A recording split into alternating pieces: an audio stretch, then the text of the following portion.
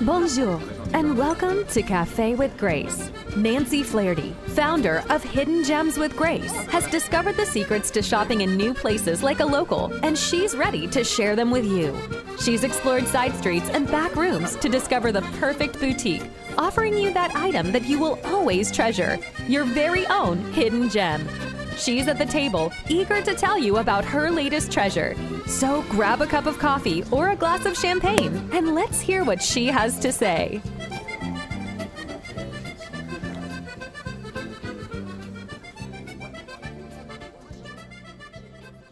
Coucou mon chéri, and welcome to another episode of Café with Grace. I'm Nancy, founder of Grace in Paris, and now Hidden Gems with Grace. And I can't wait to tell you about my hidden gem.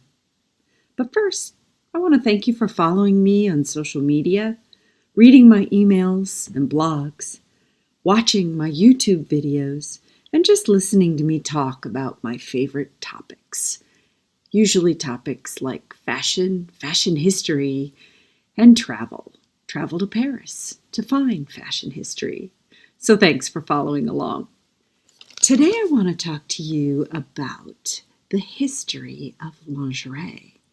It's definitely a hidden gem because lingerie is something that a woman should wear for herself. When you put on that beautiful lace bra, whether it's a beige skin tone color or sexy black lace, that lingerie is usually a hidden gem, something that only you know about, that makes you feel special. When I travel to Paris, I've been to different lingerie shops where I've found unique items that make me feel like that elegant French woman. And always bring back something special that reminds me of my time in Paris and pretending for just a minute to be that elegant French woman from the 16th arrondissement, walking her little dog to the local corner grocery store to pick up today's fresh baguette. Little do we all know that underneath her casual trousers and blazer, she's probably wearing something incredibly luxurious and unique just to her tastes. So the history of lingerie starts with the 1850s. Before the 1850s, most of what people wore were a linen shift or sort of a night dress that they considered was their undergarments. And in the 1850s, the Empress of France, Eugenie, was dressed by Charles Frederick Worth. And if any of you know Charles Worth's history, his clothes, dresses were built on the structure of that hourglass figure, the corsets that pulled in the waist, and the bustles that spread out below the waist to create this volume in the hips and the skirts of the dresses. So to keep the shape of that dress, women had to figure out what to wear underneath. So the corset was invented. Probably wasn't the first corset, but it's the corset that we know today with the boning and the stays and the pulls at the back. In 1880, a company called Chantal created the first stretch fabric and used that stretch fabric in their corset so that it was a little bit easier to mold and shape. If you remember the can-can dancers of the Moulin Rouge and the Belle Époque, they wore corsets like this over their skirts and their petticoats that they kicked high and showed off their undergarments. Woo! In 1880, the bra is introduced. It's not what we know today. Back in the 1880s, it was more of a shelf bra that it didn't really mold or shape anything. It just sort of held one's decolletage in place so that it didn't get misshapen in any of the garments that you were wearing. The 1900s brought us to the form that we call the S curve. It kind of looked like women were bowling over with their front area and sticking way out with their back area. From the side, you'd see an S curve where it just looked, standing up straight just wasn't an option in the 1900s. Black stockings were popular, and what the women would do is wear a garter belt because nylon had not been invented yet. Most of these were made of pure silk or pure cotton, and they wore garter belts with their black stockings. The Eiffel Tower, some say, is inspired by a woman's leg. If you think about the Eiffel Tower and think about a woman sticking her leg up in the air, she's got her stiletto heel at the top of the tower. All the way down the tower, the ironwork is reminiscent of fishnet stockings, and then the four garters at the bottom of the tower, or rather the top of the woman's leg, is the Eiffel Tower, inspired by a woman's leg. Scandalous at the time, but today, makes sense. In 1910, a designer named Paul Poiret banished the corset. He replaced it with an elastic waistband inside of his loose dresses. So right around 1910, women were starting to give up the formal belly poke dressing and just starting to get into the looser clothing and the dresses with no waistband, no bust line, just sort of square shaped. And so women didn't need to wear a corset underneath, and they just wore, a bandeau type bra. Bandeaus and brassieres were created to flatten the breast. Women didn't want to have a large bust line.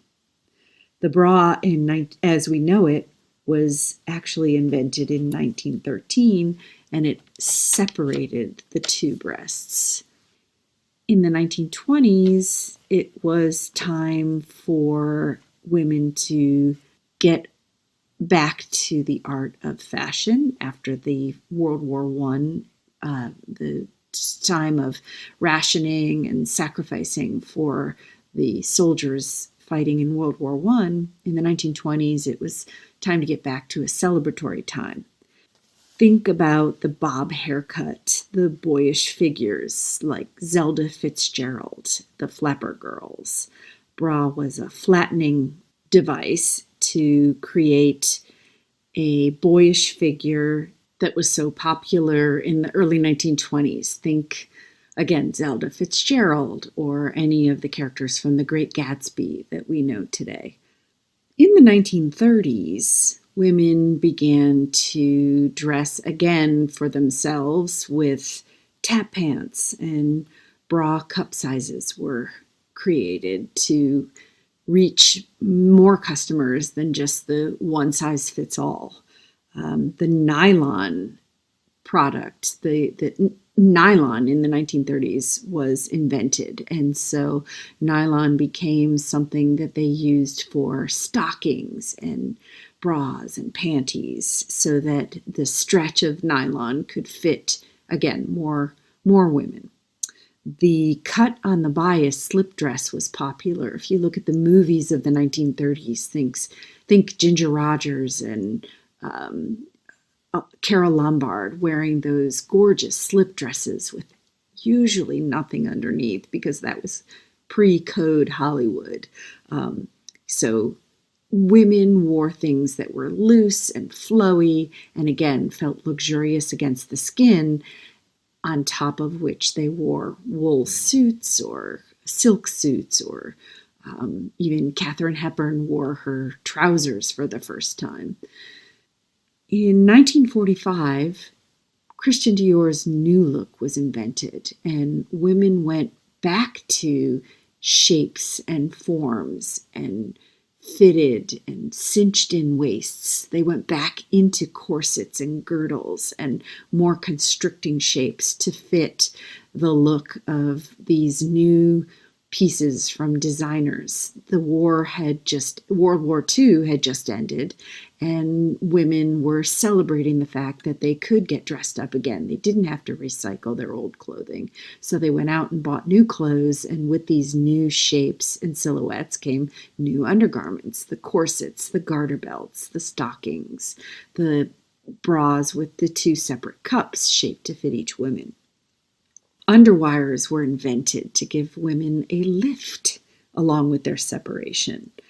If you think about the dancer from Hollywood, Ann Miller, tap dancer, her costumes were very short, and to have to wear a garter belt with these stockings was sometimes very difficult. So she likes to credit herself with inventing the first pair of pantyhose. She had one of her dressers sew a pair of hose to a pair of her underpants, and that technically was the inspiration for the first pair of pantyhose. One of my favorite French lingerie lines, Empreinte, invented the lifting and separating the pointy bras that we know. Think of Madonna and her world tour with the Jean-Paul Gaultier pointy bra. Of course, that's costume. Back in the late 1940s, the company that we now know as Empreinte invented the bra that lifted and separated and shaped a woman's curves. It was a revolutionary lifting effect, is what they called it. When we move to the 1950s, you can think of Brigitte Bardot, Marilyn Monroe, the bombshell looks. So we're still in a constricting situation with the bras lifting and separating, but holding fast, full of nylon and stretchability, and yet constricting. The girdles, the pantyhose still were not mainstream by far, and the garter belts holding up the nylon stockings. Think of that scene in The Quiet Man with John Wayne and Maureen O'Hara, where they're out walking and she's all dressed in her Sunday best, and they come across a stream, and she pulls off her stockings, or shoes in her stockings, to walk across the stream, and looks back at him and looks to see if he's watching her take her stockings off. And of course, he's so polite, he turns away. So 1950s were, again, more constricting, not quite as strict as the corsets of the 1940s, but still very shapely and bombshell-esque. When we move forward to 1965, we had women wearing very ultra-feminine underwear, pinks and ruffles and lace. In 1965, we were kind of caught in a transition period where it was still the strict dress codes of the 1950s, but women were becoming more empowered with their choices of clothing. One of the new faces of fashion was Twiggy, and she was tiny, stick thin, no shape at all, and wore beautiful shift dresses. Think of Yves Saint Laurent in his trapeze style shift dresses, where you didn't need a shape. You could just fit yourself into this shapeless dress and be incredibly chic with maybe a hat and some Roger Vivier buckle shoes, gloves, and a small lady bag.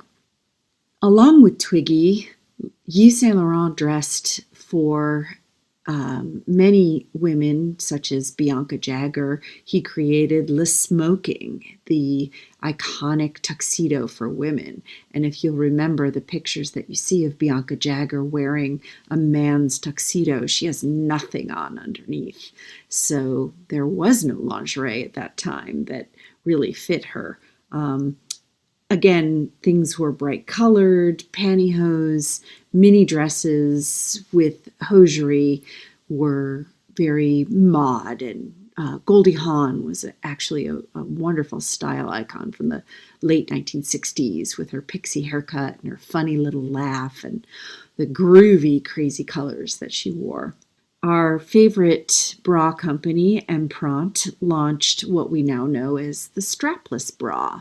So when Originally, when strapless gowns were created back in the 1950s, the foundation undergarment was a corset that held everything together and up. And as the 1960s progressed, women were not wearing these corsets anymore, but they still wanted to wear strapless pieces. So and prompt the bra company created a bra that you could wear without needing straps.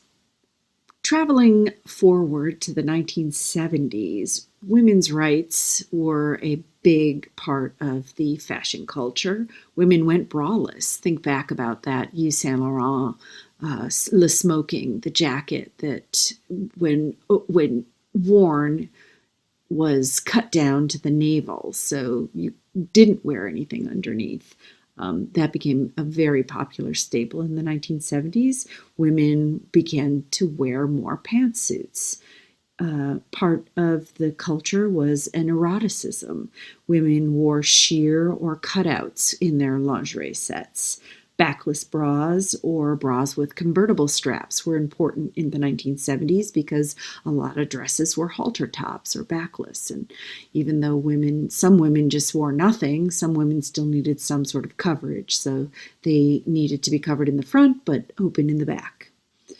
If you think of Donna Karan or Bill Blass or any of the fabulous designers of the 1970s, they were all very female empowering, not at all constricting, and lacy and sheer. In the 1980s, we have our friend Madonna, who created that look of material girl with the corsets for fun, not for structure, and the fishnet gloves, the stockings, the socks. Bras were, again, lifting and separating, but not constricting. Think of the television show Dallas with Joan Collins and her heavy padded shoulders of her suits. And there wasn't a lot of lingerie that was shown. Most of what you saw were scenes from in the bedroom where she would be wearing a lovely peignoir set. And in fact, in the 1980s, we saw the rise of a little store called Victoria's Secret. Many women went to Victoria's Secret, which was a specialty shop, but more mainstream.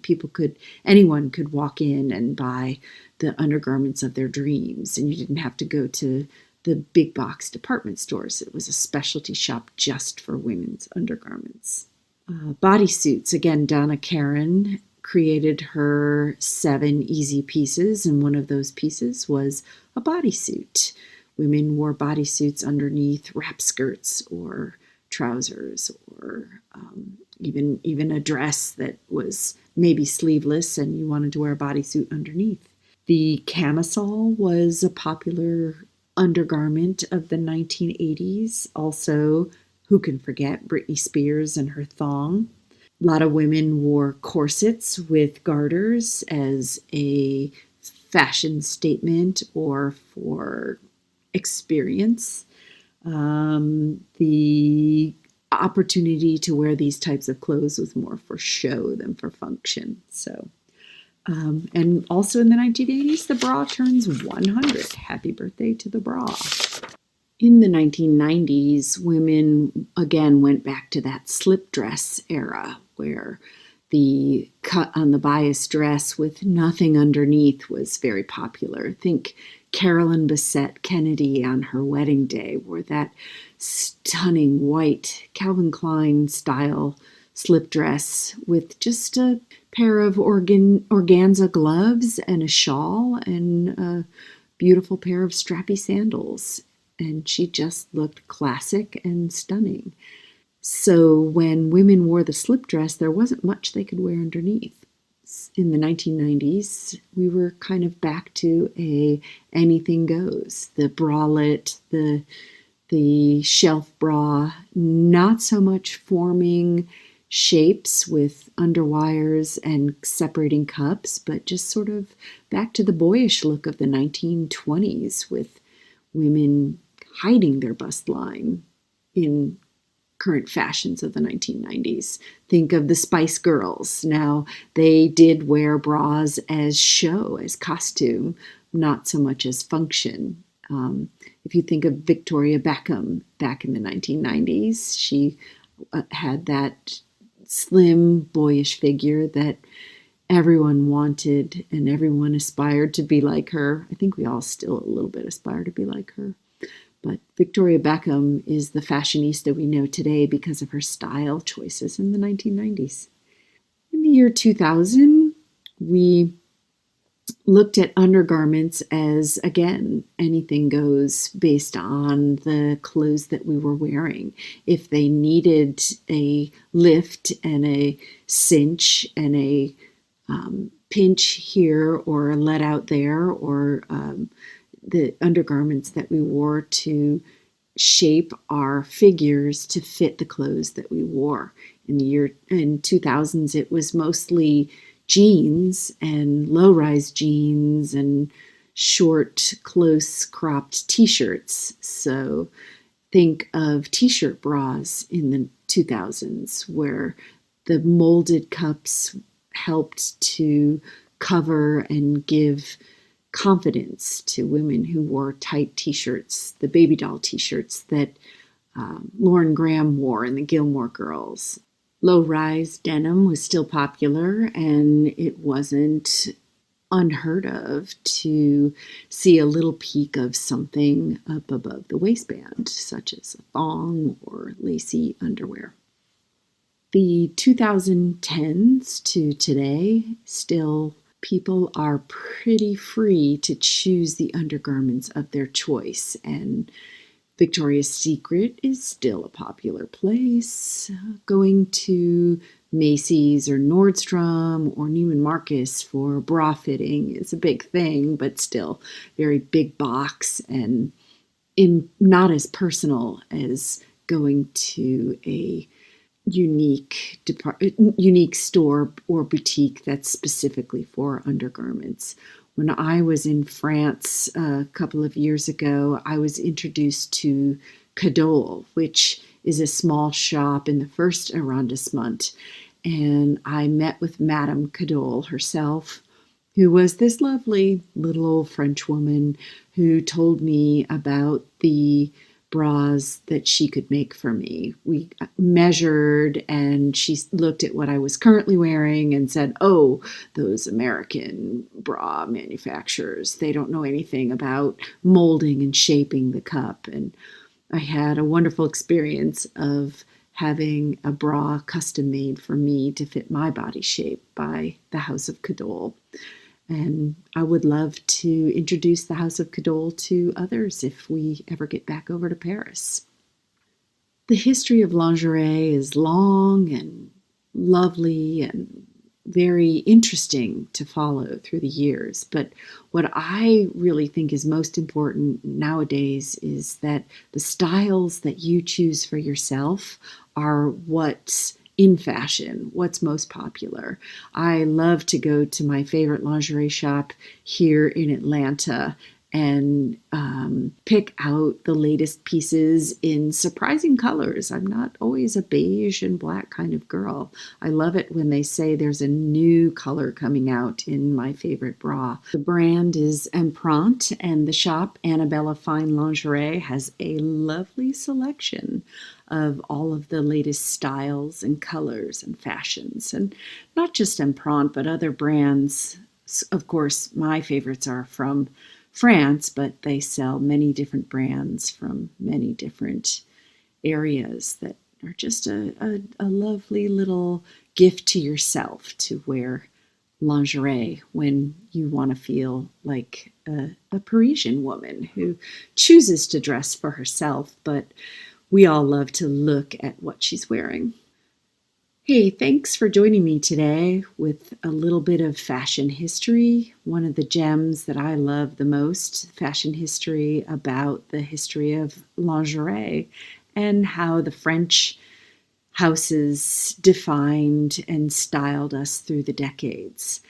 I hope you enjoyed this little hidden gem of mine that I love about fashion and fashion history. And maybe it'll inspire you to put on something lacy and different colored and special just for you. Don't forget to find me on hiddengemswithgrace.com, where I write about my favorite hidden gems that I've found around the world. Grace in Paris is a company that I started where I took people shopping to Paris, and hopefully I can take you to Paris someday, where we can explore the hidden gems, the back streets, the side alleys that contain the boutiques that I love. Thank you for joining us at the Café with Grace. If you want to know more about finding hidden gems, go to hiddengemswithgrace.com and subscribe to our newsletter, or join us on our next trip as we explore more hidden gems with Grace.